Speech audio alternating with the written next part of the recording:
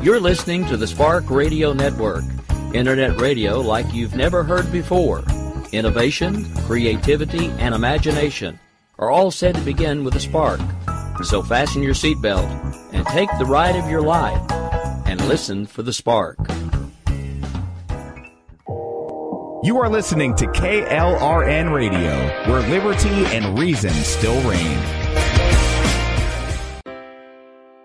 Most writers and radio show hosts know that to connect with your fans, you need to do more than just write books or record the latest podcasts. There are many different elements that go into forming an online platform, but there are also many hidden traps. To make matters worse, solid advice on how to survive the muddy waters is scarce. In the book Hidden Traps, I talk about some of the important issues of working with an online platform, highlighting traps that could put your physical or internet security at risk, or be harmful to your reputation.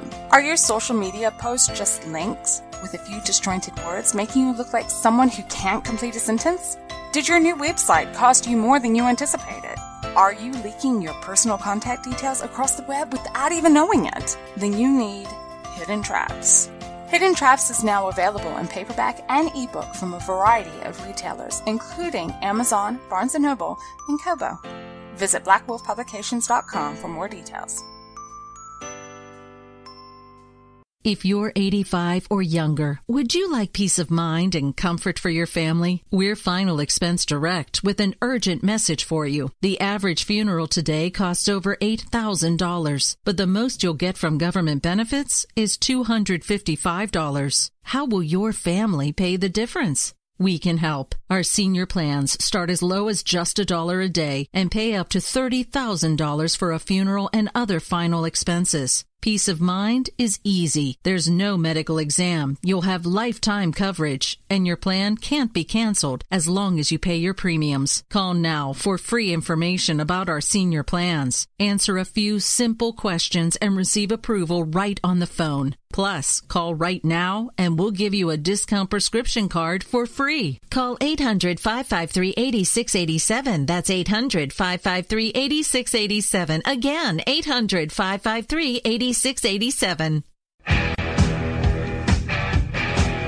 KLRN Radio has advertising rates available. We have rates to fit almost any budget. Contact us at advertising@klrnradio.com.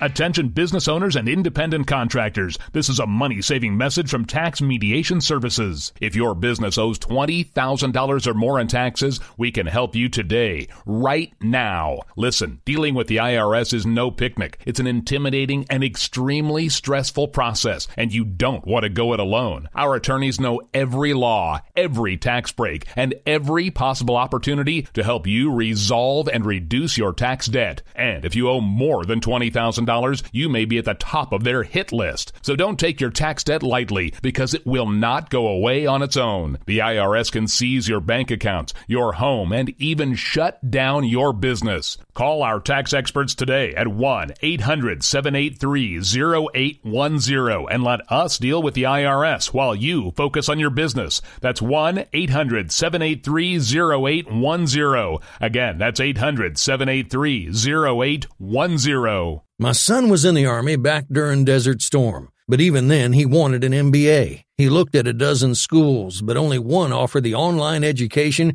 and flexibility he needed while he was in a tent in Iraq. Grantham University. Turns out that Grantham's been delivering affordable, relevant college and advanced degrees for over 65 years. Heck, if they can deliver a quality education to a soldier in a tent overseas, think about the flexibility Grantham can offer you so you can earn your degree too. It doesn't matter how complicated or full your life is. If getting a degree is on your bucket list, you'll want to do what my son did. You'll want to call Grantham. Find out how easy it is to get started on your education so you can check that college degree off your bucket list. Call Grantham right now, 800-910-1370. That's 800-910-1370. Flexible, affordable, relevant. Call 800-910-1370. Sometimes writers feel lost, unsure why a passage may not be working. It takes another set of eyes to help us nurture our writing into full maturity. At Black Wolf Editorial Services, we strive to enable writers to develop and grow, offering manuscript critiques and line edits through a mentoring editorial style. We also offer assistance on generating a writer's bio for your websites. Black Wolf Editorial Services, nurturing your writing into maturity. For a full list of services, visit blackwolfeditorial.com. You're listening to the Spark Radio Network, internet radio like you've never heard before. Innovation, creativity, and imagination are all said to begin with a spark. So fasten your seatbelt and take the ride of your life and listen for the spark. You are listening to KLRN Radio, where liberty and reason still reign. My name is Jessie. I'm a United States Special Forces widow. This gives me a unique perspective on the world around us. If you're willing to listen, I'll tell you how I see it, and I won't pull any punches. This is my POV, which stands for Point of View. Dum-dee-dum. Take a quick look around. Don't see anyone. Jessie's on holiday. Yeah. Jessie's on holiday. And she doesn't know what's going on. When the cat's away, the mice will play! Jess, guess what? You dared me. Jessie didn't think that I could run a POV show. Ha! Guess what? She's on holiday. So, Doc is taking over! Jessie, you might regret this one. Don't dare me to talk about politics or anything like that, because you know what's gonna happen. Well, guess what, guys? There has been a topic that I, Dr. Judy L Mohr, also known as Doc, has been wanting to talk about for some time on Conversations in Science. But of course, Jessie, being my producer, wouldn't let me do it because it's so steeped in politics. And of course, Conversations in Science is not meant to be about politics. We're meant to keep it nice and neutral. But she said if I can find some other show that maybe I could talk about it. And she went on holiday. Guess what? I am talking about, in particular, the Paris Accords. Those who are fans and listeners of my own show, Conversations in Science, you will have heard me talk about various different aspects of global warming and looking at climate change and what it is from a science perspective. It is real, guys. It is not fake science. It does exist. I've been over this on multiple occasions. I will gladly admit, and I'll be the first one to admit it, that how much of a role human beings play on global warming and on climate change, yeah, that's up for debate. And I'll gladly be the first one to actually admit that. But guess what? It's real science. And this is why things like Paris Accords or the Paris Agreement for Environmental Change came about in the first place. It is about various different countries around the world coming together to fight a very real problem.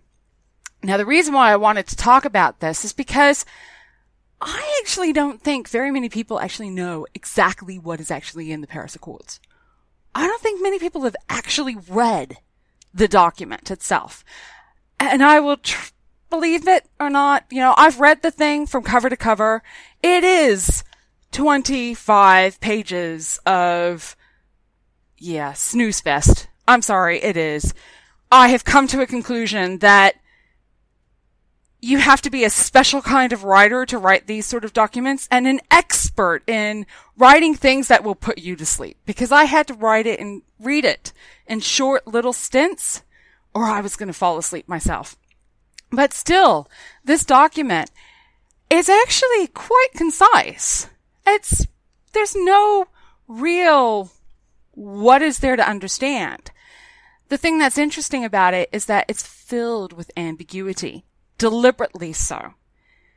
And the reason why I wanted to talk about the Paris Accords is because, well, President Donald Trump has pulled out. He wants the U.S. to say, no more, we're not taking part in this.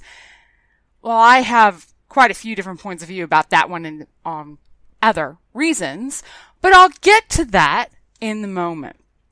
Okay, I am going to let you know right up front. I'm going to read out parts of the Paris Accords, but I'm not going to read out the whole thing. Because if I did that, not only would Jessie kill me when she finds out and comes back that, well, I've hijacked her show so I can do this. She's going to kill me because her fans are going to go, what sort of idiot did you allow onto your show to talk about the Paris Accords? Yeah, no, you're probably going to do that anyway. But no, I'm going to talk about just a couple of the clauses and what they really mean.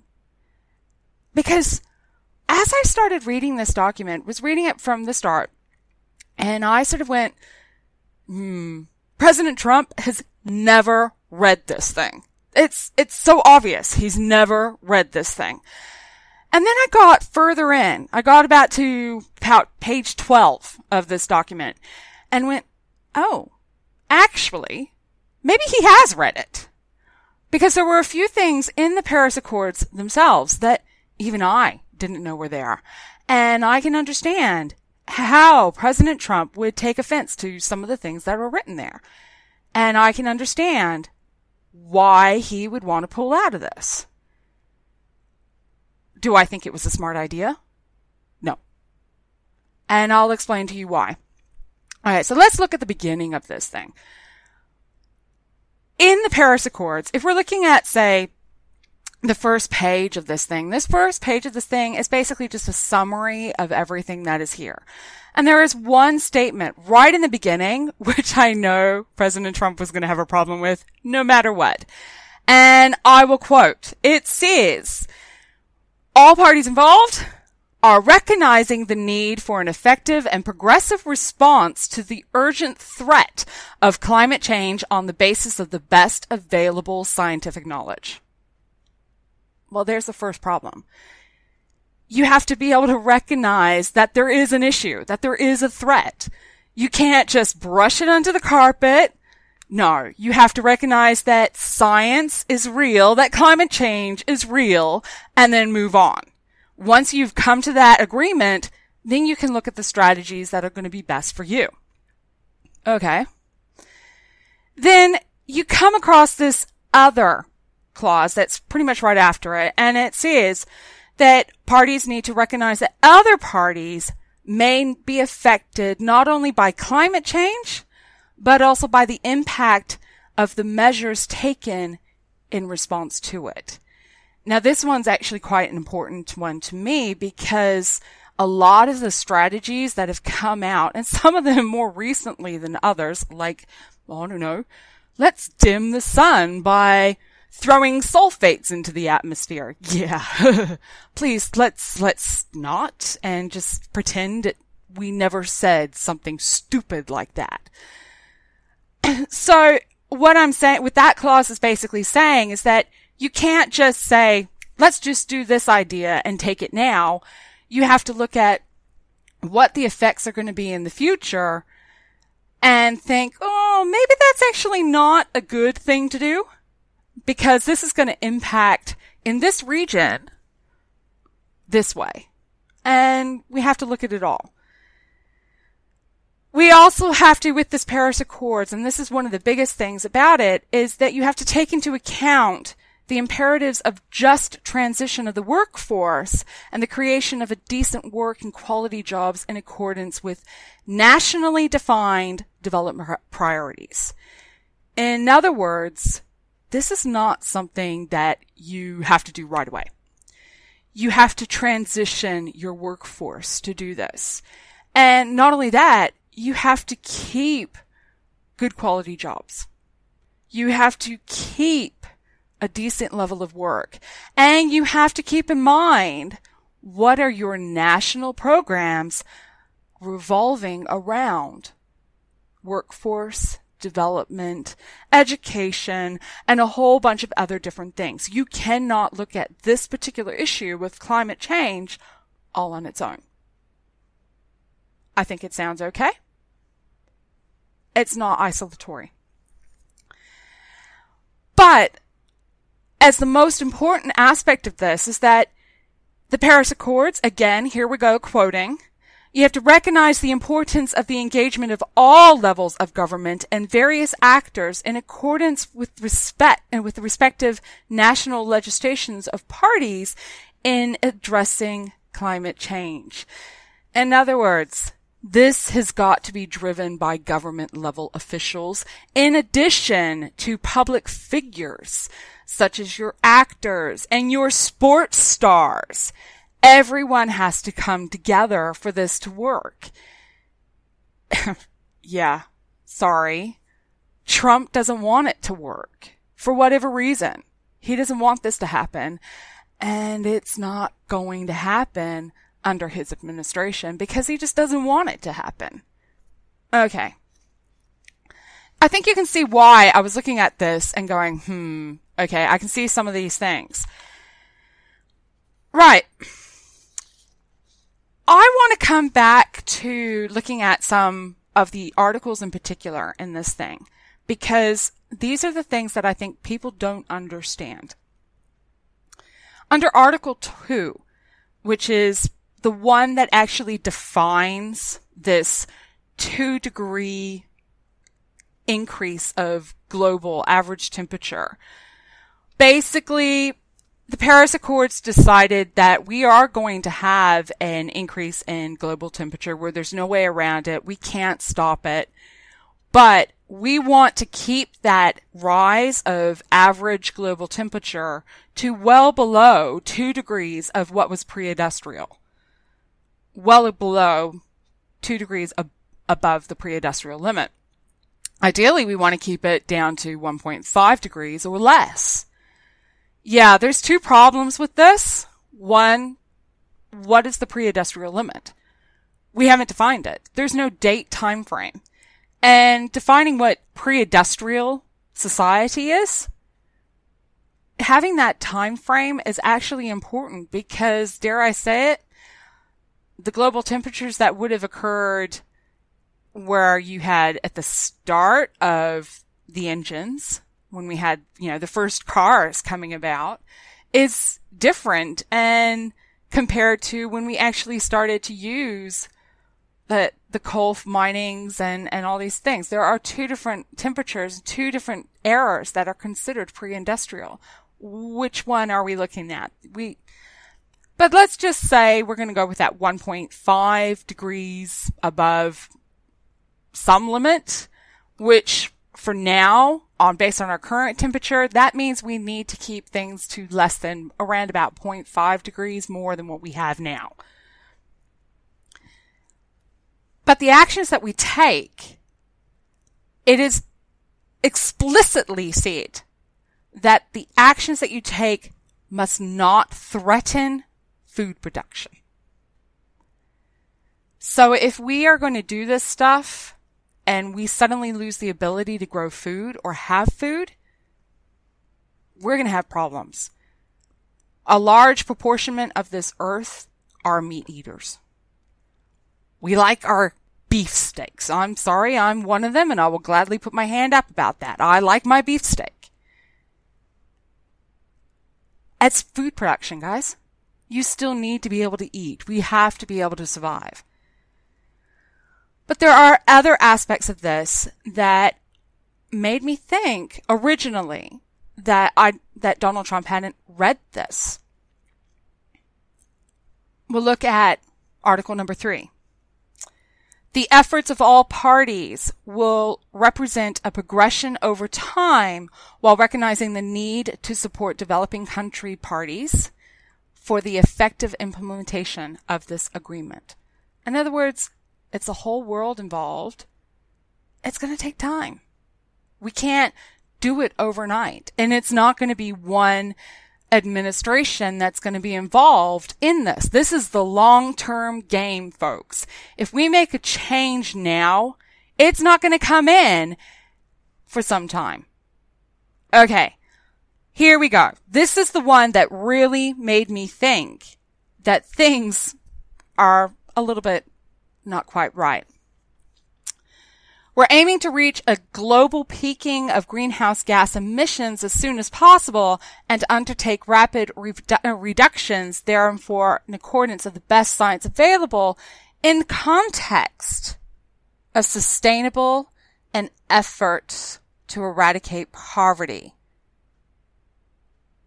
Let me repeat that, guys. In the context of sustainable development and efforts to eradicate poverty. Trump was all about, make America great and give everybody a job. Well, that's what this is about.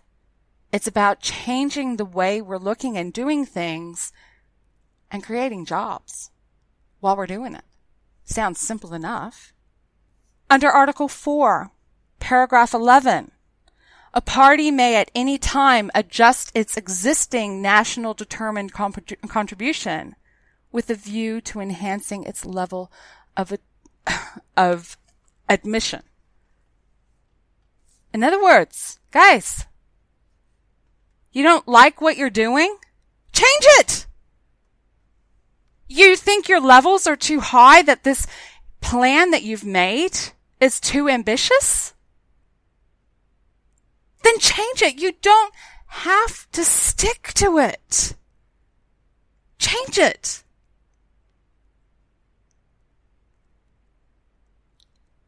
Then, Article 6, the first paragraph under Article 6. Parties recognize that some parties choose to pursue voluntary cooperation in the implementation of their national determined contributions. Notice I stressed the word voluntary. Hello? What am I missing? Are these other things that I just totally missed and didn't get?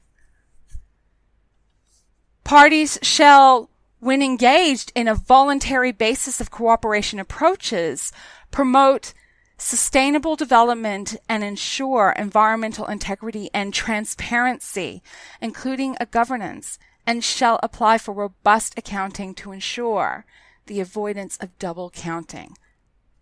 Alarm bells just went off in my head. Promote sustainable development and ensure environmental integrity and transparency. There was my first alarm bell. Transparency. Basically, you want to do this, you do it on a voluntary basis, and that's fine. It's the way it works. We get it. You can change your contribution levels at any point in time, but you have to be open about it. You can't be behind closed doors. You have to explain why you are doing things and give it reason. And it could be just as something as valid as we don't have enough jobs. Or we tried using this methodology of creating power and it didn't generate enough power to keep our citizens warm over winter. We have no choice. We've got to go back to coal burning so we can get enough power. Am I the only one that's seeing the solution? What was so easy? Why did it have to happen? And then I came to Article 9. And this is the one, this is about on page 12 of the Paris Accords. And this is when I went, this is why Trump wanted out. The first paragraph. Developed country parties shall provide financial resources to assist developing country parties with respect to both mitigation and adoption in the continuation of their existing obligations under the convention. And then it carried on and said other parties are engaged to provide or continue to provide such support as voluntary. In other words, countries such as the United States, United Kingdom, Britain, and Russia to a certain extent are expected under the Paris Accords to provide financial support to those developing countries so they can take this on board and implement a policy to help mitigate climate change. That one statement goes against what Donald Trump kept saying the entire way through his presidential campaign. Put America first. Stop sharing the resources and put America first. Deal with everything that was going on within your own borders and with the poverty that's going on there. Let's give people jobs, those sorts of things. That one statement alone was enough for me to finally see what is Trump really against. It's that one statement.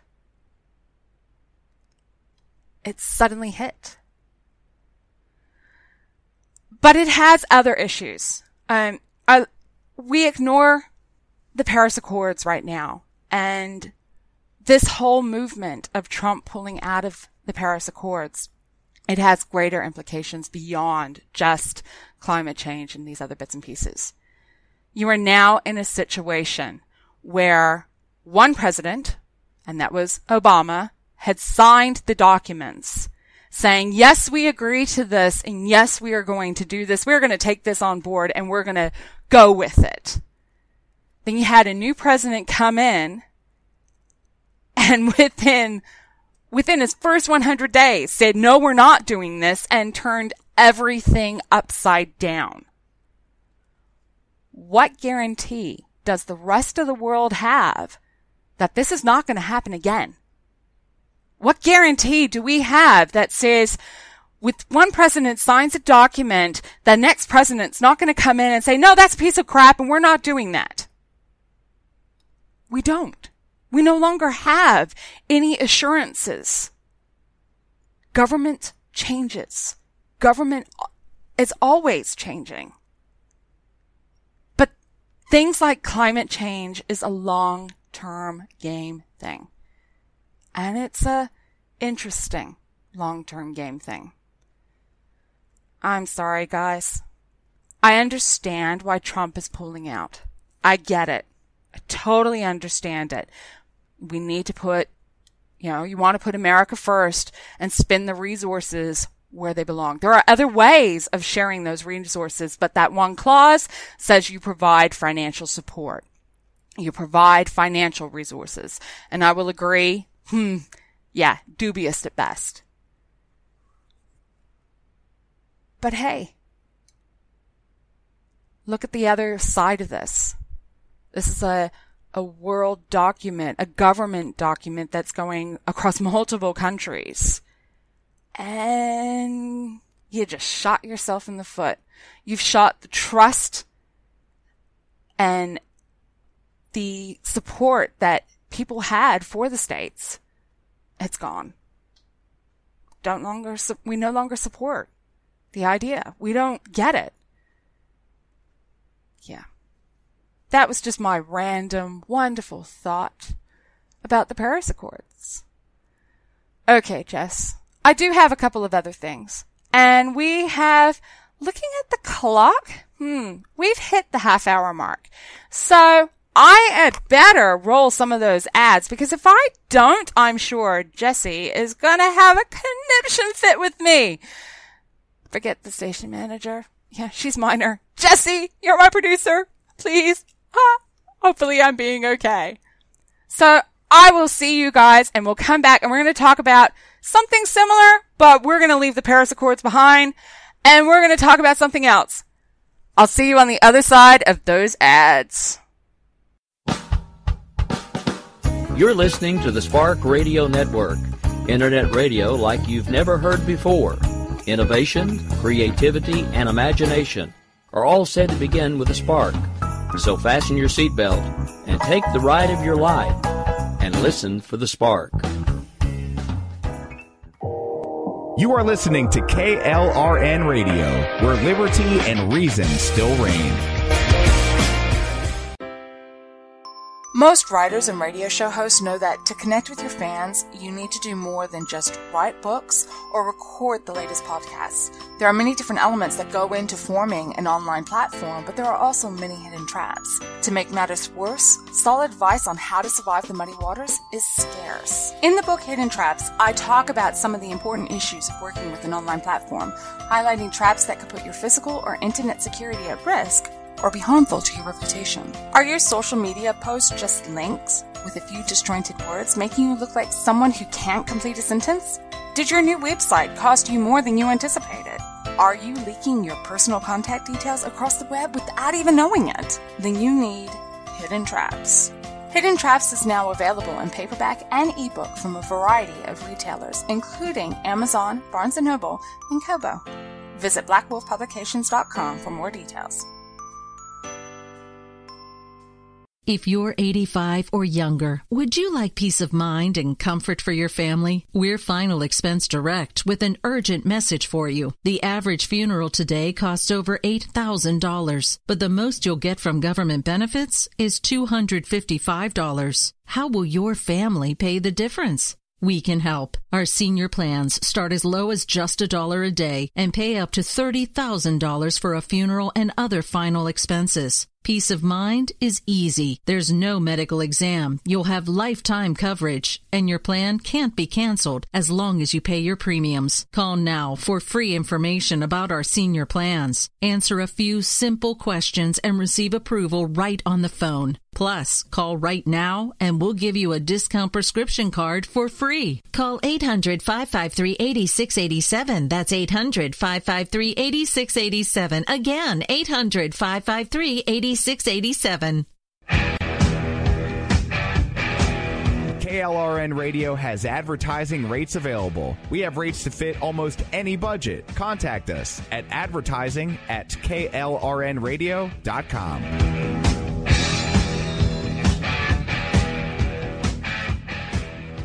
Attention business owners and independent contractors. This is a money-saving message from Tax Mediation Services. If your business owes $20,000 or more in taxes, we can help you today, right now. Listen, dealing with the IRS is no picnic. It's an intimidating and extremely stressful process, and you don't want to go it alone. Our attorneys know every law, every tax break, and every possible opportunity to help you resolve and reduce your tax debt. And if you owe more than $20,000, you may be at the top of their hit list. So don't take your tax debt lightly, because it will not go away on its own. The IRS can seize your bank accounts, your home, and even shut down your business. Call our tax experts today at 1-800-783-0810 and let us deal with the IRS while you focus on your business. That's 1-800-783-0810. Again, that's 800-783-0810. My son was in the Army back during Desert Storm, but even then he wanted an MBA. He looked at a dozen schools, but only one offered the online education and flexibility he needed while he was in a tent in Iraq. Grantham University. Turns out that Grantham's been delivering affordable, relevant college and advanced degrees for over 65 years. Heck, if they can deliver a quality education to a soldier in a tent overseas, think about the flexibility Grantham can offer you so you can earn your degree too. It doesn't matter how complicated or full your life is. If getting a degree is on your bucket list, you'll want to do what my son did. You'll want to call Grantham. Find out how easy it is to get started on your education so you can check that college degree off your bucket list. Call Grantham right now, 800-910-1370. That's 800-910-1370. Flexible, affordable, relevant. Call 800-910-1370. Sometimes writers feel lost, unsure why a passage may not be working. It takes another set of eyes to help us nurture our writing into full maturity. At Black Wolf Editorial Services, we strive to enable writers to develop and grow, offering manuscript critiques and line edits through a mentoring editorial style. We also offer assistance on generating a writer's bio for your websites. Black Wolf Editorial Services, nurturing your writing into maturity. For a full list of services, visit blackwolfeditorial.com. Hi guys, welcome back, and for those of you who are just popping in, well, sorry, Jessie's on holiday, and she had dared me, Dr. Judy L Mohr, and she said that I wasn't capable of doing a POV. Guess what? I'm now taking over her show for one night only. But hey, I had a few things I wanted to say. And for those of you who were listening before, I was talking about the Paris Accords and Trump, and I actually sort of understand why he wanted to pull out, and mainly because of one article that says that developing countries must provide financial support to other developing countries. And yeah, I can sort of understand that now, make America great. And yeah, by sending your resources away, that's not going to make it happen. But I also do question whether he read some of it, because it's voluntary and you can change your contributions at any point in time, but you have to be transparent about what you're doing and why. Okay. We're going to leave Paris Accords aside for the moment. In fact, we're going to leave them aside altogether, because I want to turn my attention to some of the news that came across my feeds. And yeah, I do occasionally pay attention to the news. And Jessie's always teasing me about this, which is why she didn't think I was going to be able to do a POV show. Ha! Jess? Yeah. Okay. One of the things that came across my feeds is that Singapore is now going through and limiting the number of private cars that will be on the road. Come February of next year, there will be a new cap on the growth of the number of private cars on the road. And that cap will be 0%. They already have a cap in place as to how many private cars each year they're allowed to have on the roads. They've already got this limiting growth. So if one private car dies, you could replace it and maybe get another one, so more and more citizens can buy another car. But that cap at the moment, and that cap's been in place since 2015, is 0.25%. That's not a lot of cars in terms of growth. So basically, they've got very minimal number of cars they're allowed to have. And as of February next year, so February 2018, that cap will be lowered down to 0%. So the number of private cars they have on the road come February 2018, that is it. They're not getting any more private cars whatsoever. They don't exist. Well, some people are looking at this and they're saying it's an environmental thing. Yes, it has an environmental impact. Yes, it is going to help in a certain extent to bring down the carbon emissions of Singapore. But that is not the motivating factor. The motivating factor is the fact that Singapore is an island. You have, at the moment, about 12% of the landmass of Singapore is taken up by roads. And they don't have any more room to put any more roads. They don't have any more room for their population in general. They have an insane number of people living in tight quarter spaces. They don't have the room for growth of the city as a whole. And so to keep things without becoming the huge traffic jam that potentially could be there, they are deciding to take a different strategy. The strategy that they have chosen is they're putting money into the public system, into the public transport. They have vowed, the government has vowed to spend $28 billion, Singaporean dollars, $28 billion over the next 5 years to expand and upgrade their current metro system and expand it. And that's including the metro and other light rail or whatever other systems in place that they decide to come against. And they are finding that some people are criticizing them for taking this stance. My hat goes off to them, actually, because, dare I say it, they've recognized a problem. The public transport system in Singapore, well, there's only one word to really describe it, and that is, it sucks. It's horrible. It's not a very good system at all, and it's on the verge of breaking down.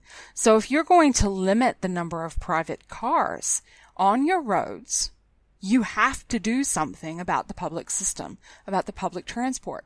And Singapore has recognized that. The government of Singapore has recognized what they need to do, and they are taking the steps that are needed to do it. I don't understand why people are criticizing them. My hat goes off. It goes off to them. There is also another side to this. The cost of owning a car in Singapore, it's insane. Absolutely, utterly insane. First, you have to purchase what they call a certificate of entitlement, meaning you have to petition the government to say, am I allowed to buy a car? And to get that certificate of entitlement, it costs 50,000 Singaporean dollars. That equates to $37,000 US. That's a lot of money. I don't know about you guys, but I don't have $37 to go through and say, can I buy a car? I don't have that sort of money. Not only that, just a standard Toyota Corolla, 5-door sedan, cheap car, something that goes for in the order of about, brand new, probably about $25,000 US, maybe 30. Yeah, well, in Singapore, it is 111,000 Singaporean dollars. I want to about choke. Oh my God, that is a lot of money to spend on a car. So I understand why they want to change this. People, you need the incentives to actually use the public transport system, which they've put in place by making the prices of the cars so outrageously expensive, and the fact that they've now capped how many cars they're allowed on the road. But seriously? They're taking wonderful steps in my mind. And it's not, it's going to have an environmental impact, but it's not a big impact. Now, one of the things that when I was looking at this, there was one person that went through and said her hat goes off to this government for taking these brave steps. And it is a brave step because you're going to get a lot of backlashing of spending that much money. I mean, $28 billion over the course of 5 years on public transport. You're going to get backlash about this. There's no ifs, ands, or buts about it. But some prick, for the lack of a better word, went through and said, brave actions? Governments telling you how to live your life? Man, China, Iran, USSR, they were such brave governments. Guys, this is completely different. Singapore is not telling you that you're not allowed to buy a car. They're just making it very difficult for you to do so. But at the same time, they're giving you the incentives and the ways of doing things so you don't have to take a private car. They're giving you a way of taking public transport, and they're vowing to upgrade that public transport to make it even easier still. That is brave.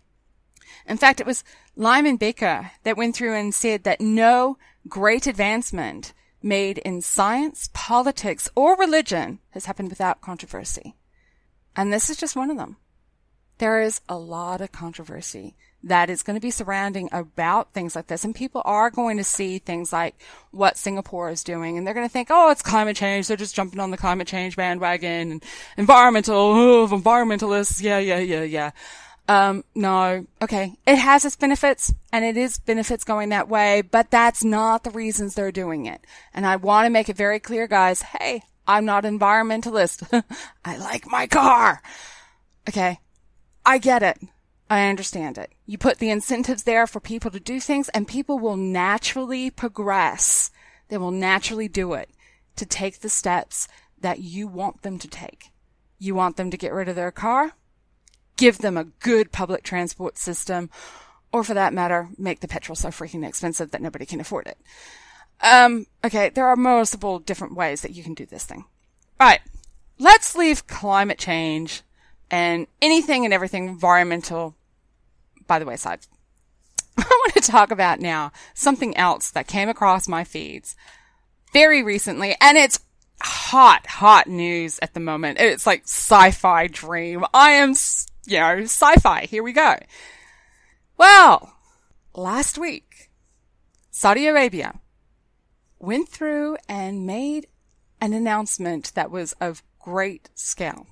They gave citizenship, honorary citizenship, to a robot. I kid you not.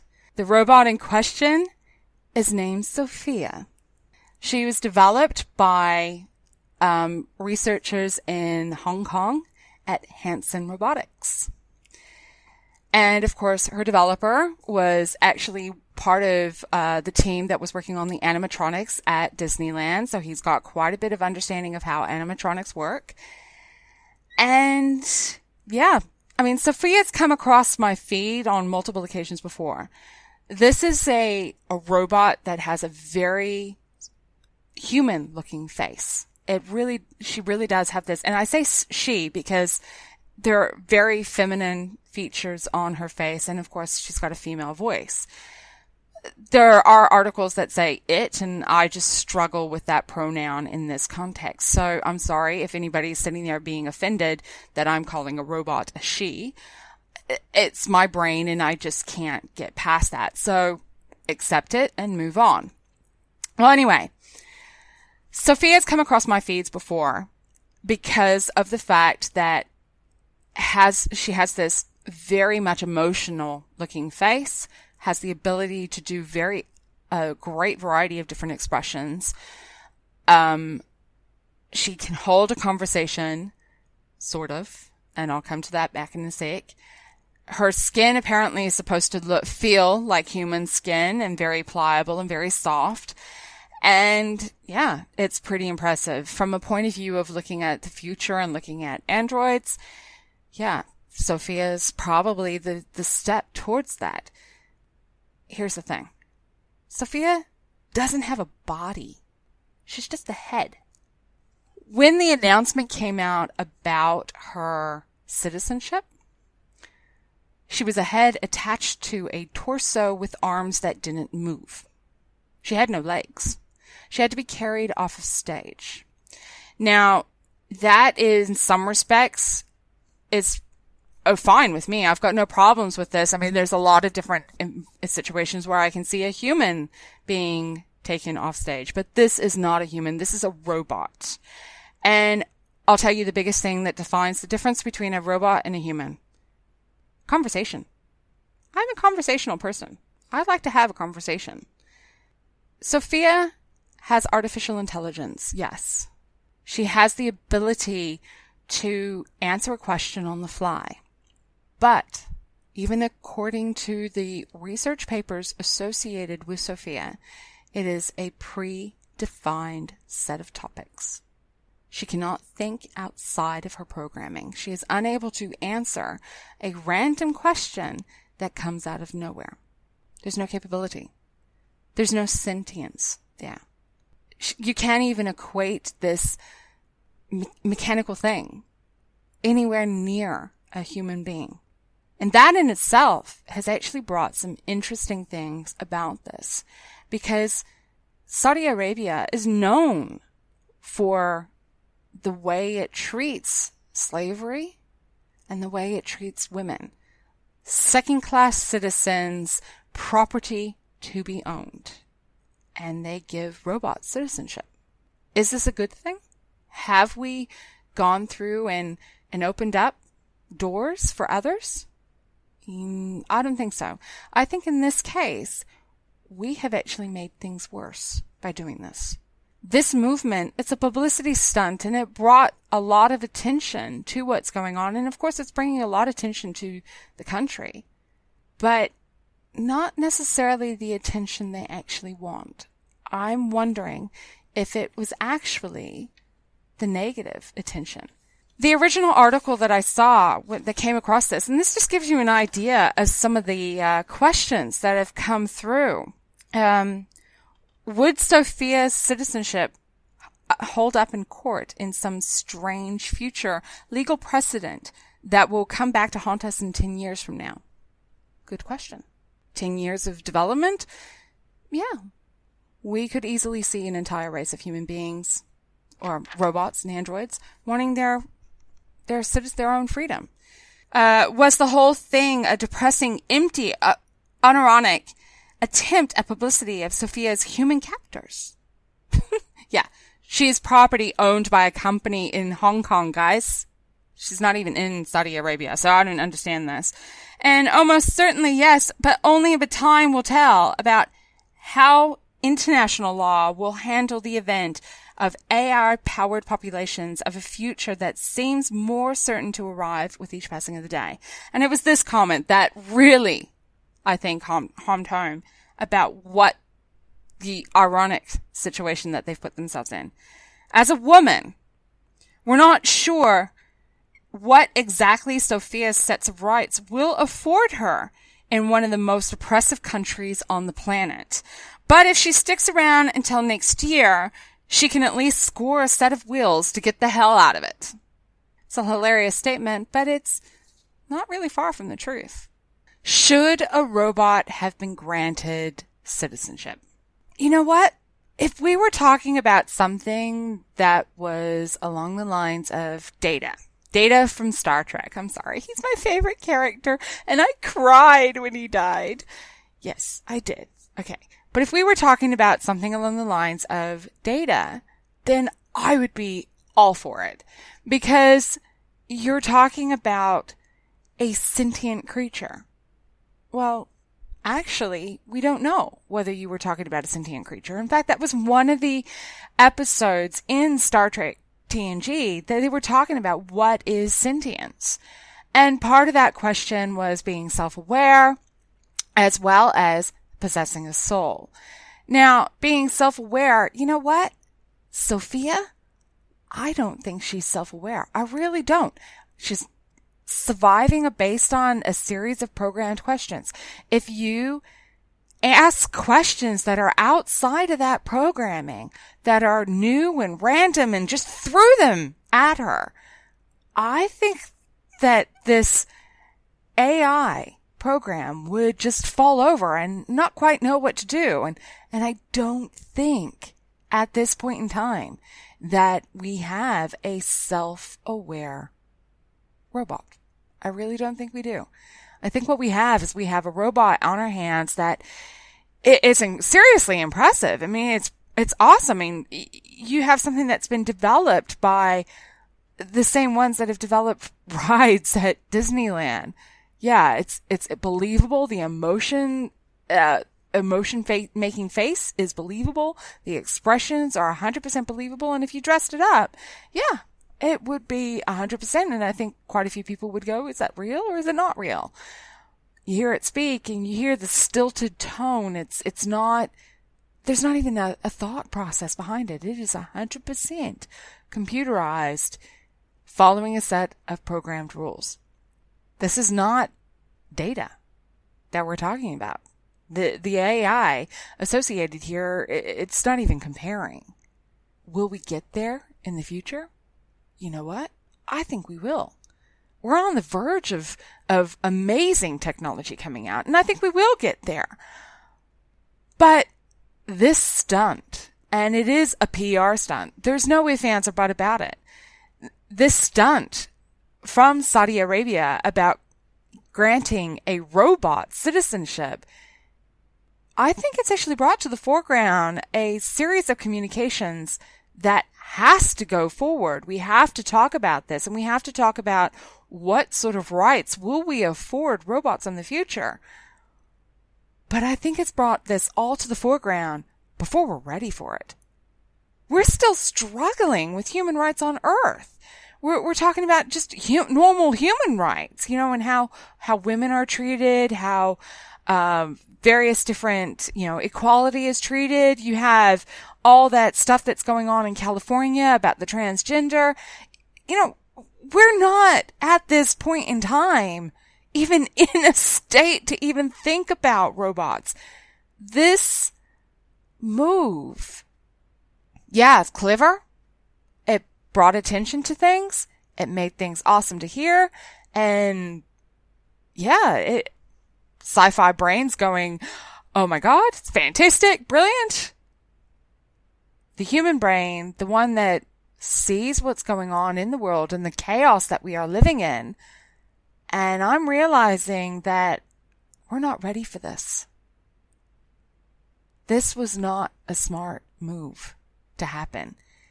It's highlighted what's going on in Saudi Arabia about how they treat people, and it's demeaning human rights in some respects. But at the same time, it is highlighting the fact that we are eventually going to have these conversations with politicians, and in these situations, we are eventually going to have to discuss exactly what level of rights artificial intelligent beings, the ones of the mechanical type, exactly what rights are we going to afford them? Eventually, we are going to have that conversation.